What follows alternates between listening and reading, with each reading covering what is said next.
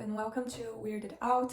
I'm Maria, your host, and if you're new here, this is a true crime and mystery channel. We will go into quite some crazy cases and stories, and Happy New Year as well. I know that last year I actually didn't put a lot of focus on the channel, but my goal for 2024 is to prioritize this channel, and hopefully I will be posting once a week, and we're starting now. So thank you for joining me, and let's get into it.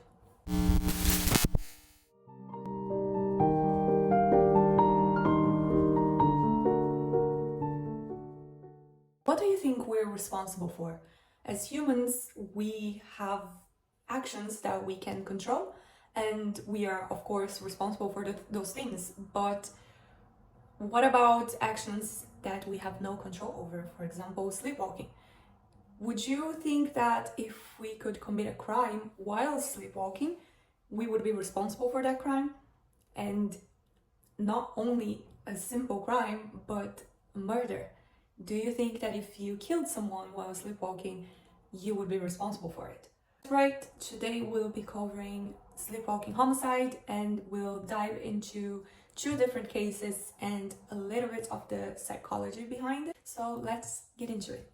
So around the world, there have been over 70 documented cases of sleepwalking homicide, and that's kind of crazy when you think about it, because it's not a lot, but still it's very insane to think that it's possible for someone to commit murder while sleepwalking. And to make it quite specific, there was a study in France that showed that 58% of adults that sleepwalk were capable of carrying out violent acts while sleepwalking. And 46% of those people directed their violence towards their partners. I guess because it's the closest person to you while you're sleeping, I don't know.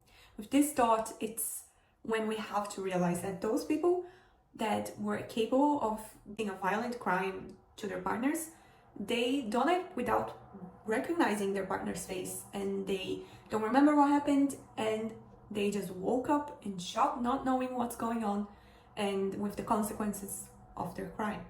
And this is what happened to a Canadian man who murdered his mother-in-law and attempted to murder his father-in-law while sleepwalking. So on May 23rd, 1987, a man walked into a police station and he had blood all over his clothes, his hands, everywhere. He seemed really stressed and quite in shock, and he kept telling the police officers that he had just killed someone. So he was repeating himself over and over and over again, mentioning how he had just killed someone. And this man was Kenneth Parks. Not long before he showed up at the police station, he got up from his bed, walked out of his house, got into his car, started driving 14 miles to his in-laws' house. And when he got there, he stabbed his mother-in-law, strangled his father-in-law, and unfortunately his mother-in-law passed away and his father-in-law survived.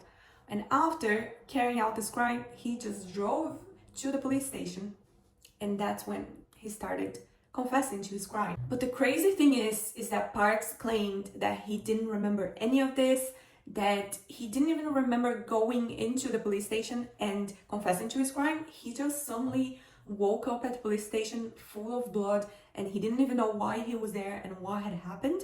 So he didn't even remember that he murdered his mother-in-law and almost murdered his father-in-law.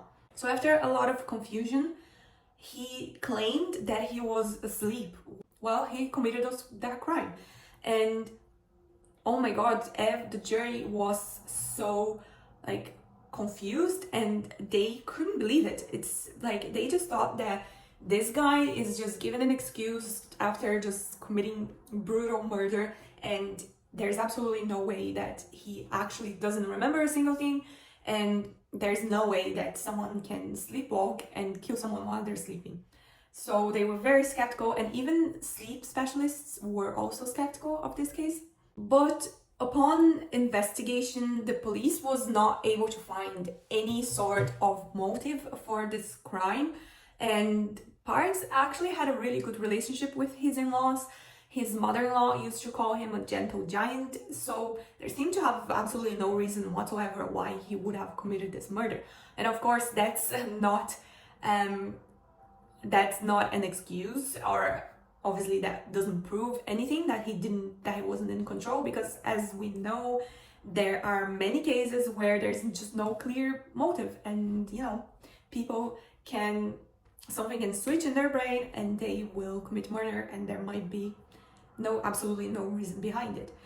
But in this case, it was especially weird because Parks' father-in-law also defended him in court, and said that there's no way, this guy is not a murderer, he would never do this, and I completely defend him and his claim of him having no knowledge or control of his actions. It was also found that Parks had a history of sleepwalking. So yes, his sleepwalking claim was starting to make sense because, he had a history. He could prove that he was actually someone who sleepwalked regularly. But again, how is it possible that you can sleepwalk and not wake up while committing a murder? And again, how can you drive? That is the craziest thing. Of course, the murder is the craziest thing, but the driving part is really mind-boggling to me, because how can you drive so well for 14 miles and you don't wake up, you don't commit, and you don't have an accident, nothing happens, you get to your destination safe and sound, but you're sleeping? So it's very, very confusing. Parks ended up going through a EEG, and if you don't know what an EEG is, it's basically like a recording of your brain activity. So they put some small sensors around your scalp to pick up the electrical signals or something. And with this test, they can actually diagnose brain tumors, epilepsy, and sleeping disorders. And the results of the EEG actually confirmed that Parks did suffer from sleeping disorder.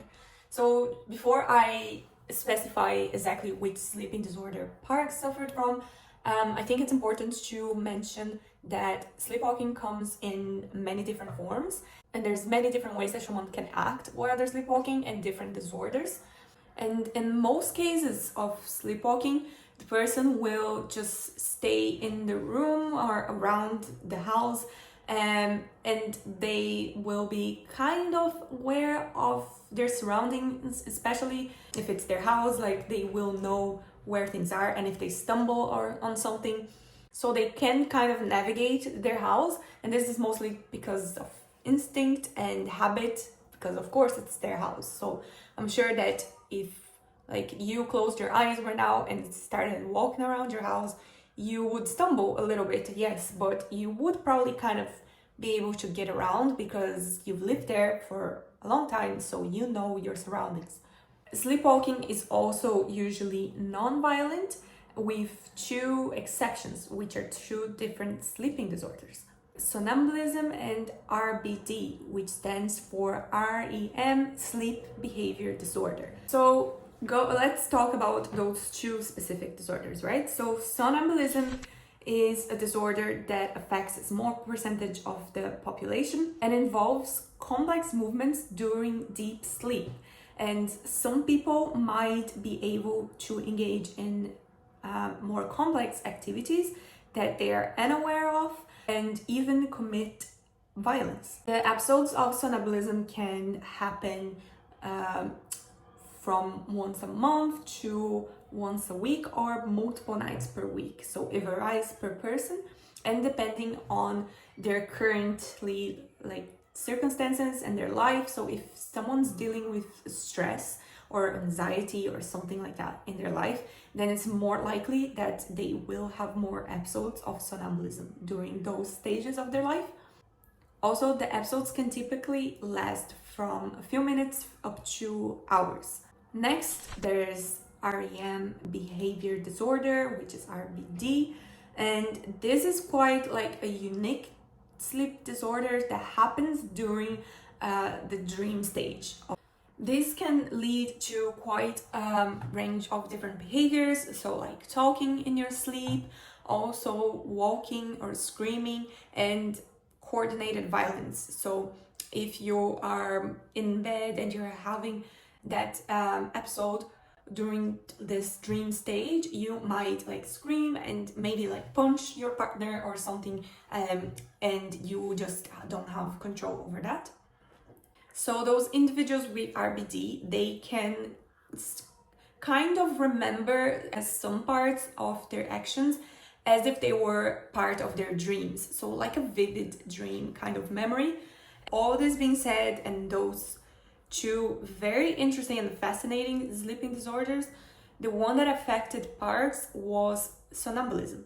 So like we said during an episode of somnambulism, the person, they can seem like they are awake because of course they are moving around, but they are unresponsive. So if you talk to them, they will not be able to answer to you. And also something that's very interesting is that their sensory perceptions are actually switched off. So while they can walk around the house and, you know, navigate around objects and things like that because of habit, like we mentioned previously, they can't recognize like any like sight, smell, sounds, or even pain.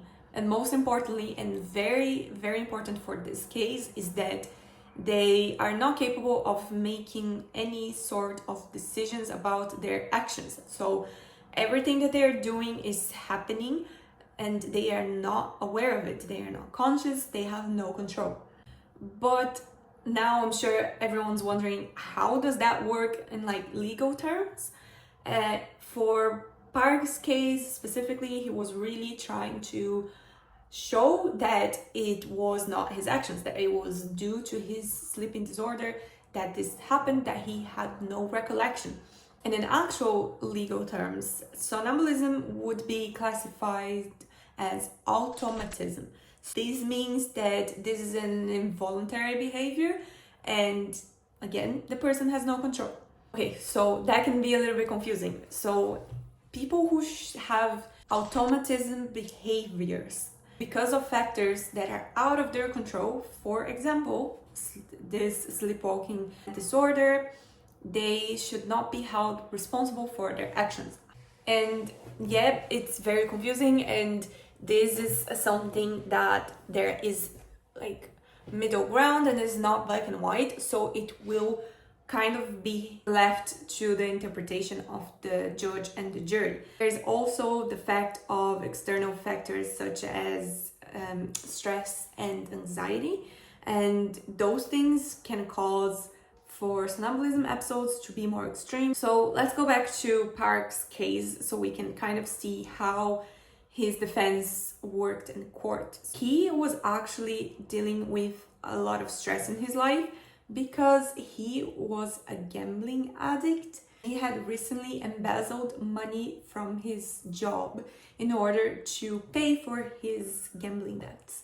So yeah, he was dealing with a lot of anxiety. It's very strange and confusing to see like if this person should be held accountable for their action or not. But the jury actually decided to acquit Park, deciding that he was not conscious and on the time of the murder, and he was not aware, therefore could not be found guilty. Kenneth Parks walked free after this.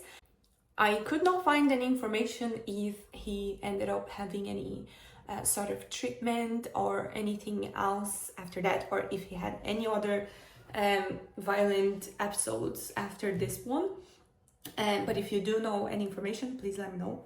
And surprisingly, there are many other cases of sleepwalking homicide, and there's also cases, of course, of people who use it as a defense in court, but they are actually lying. So there's a lot that needs to go on to investigate if they're telling the truth or not, a lot of tests. So the second case that I want to touch on today is the one of Robert Ledru.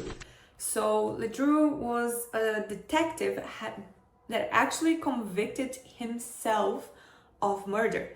And again, like what happened there, it's kind of like mind-boggling. So in 1887, Ledru was asked to go to Le Havre in France, where he was asked to work on a case of missing sailors.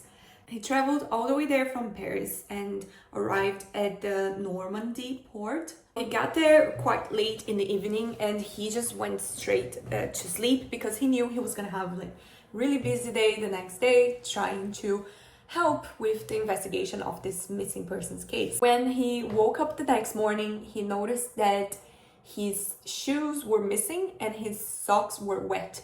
So he was really confused why that was the case because he could not remember anything. So he just went to sleep and woke up and that's all he remembered. So even though he was a little bit confused and wondering what happened with his socks and why his socks were wet and where his shoes were, he needed to go to work. So he just got up and went to the Le Havre police station. But when he got there, surprisingly, instead of being assigned to work with the missing sailors case, he was told that the previous night a murder had happened at the beach and this was now the high priority and they had to work on that before they could investigate the missing sailors case. So the victim's body was discovered face down and he had been shot through the head. His clothes were still on his body, his wallet and everything. He was not robbed. So there was nothing that pointed to a clear motive for the murder. Drew was assigned to the case and he went to the crime scene to analyze it and try and figure out what could have happened. He noticed that there were footprints next to the body and he was like really confused and staring at the footprints for a while because he thought those footprints looked really familiar. So he ordered plaster casts to be made of the footprint. So the way that this is done is that they pour a substance over the footprint and with that substance is hardened. Once removed, it forms a 3D model of the footprint. Ledru then sat there staring at those 3D models at the beach for hours and he was so confused. Everyone else that was working on the case didn't understand what was going on and why this guy was staring at those footprints and why he was so stressed. When he finally decided to get up after a few hours, he told his colleagues that there was no need to keep going with the investigation. They could stop and that he already knew what happened. And the fact was that Ledru was missing a big toe and the footprint was also missing a big toe. And if that wasn't enough of like coincidence and also his shoes missing and his socks being wet, there was an empty chamber in his revolver that was always kept loaded. So there was absolutely no reason for it to be empty unless he used it. So with all this evidence, Ledru ended up concluding that he was sleepwalking the night before and that he might have encountered the victim and just shot him for no apparent reason. His colleagues were kind of skeptical and they thought that he was going crazy for saying that, but still he confessed, so they had to investigate. So they carried out a ballistic test and they were able to prove that the bullet that was recovered from the crime scene matched Ledru's bullets from his revolver. Yeah, he ended up being arrested. I don't know exactly how the law worked in 1887, but in this case, he was arrested and put on a watch for a while because people were scared that he was going to sleepwalk again and then possibly commit the same crime again. And during the time that he was in prison, authorities kind of wanted to check and if it was possible that he would do it again. So they gave him a revolver loaded with blanks and just to check if maybe he's gonna try it. And one night, Ledru got up and started sleepwalking and fired at a guard. So from then up until his death in 1937, Ledru was kept in a farm in Paris and he was constantly watched by authorities and doctors. So yeah, as we can see, the human brain is something crazy and confusing and mysterious, and it can be really scary at times. What do you guys think? Do you think that Kenneth Park should have been arrested? Do you think that it was a correct decision and he wasn't aware of his actions, so it was correct that he wasn't held responsible? So what do you guys think? Let me know in the comments. I hope you liked today's episode, and I'll see you next week for another case. Bye!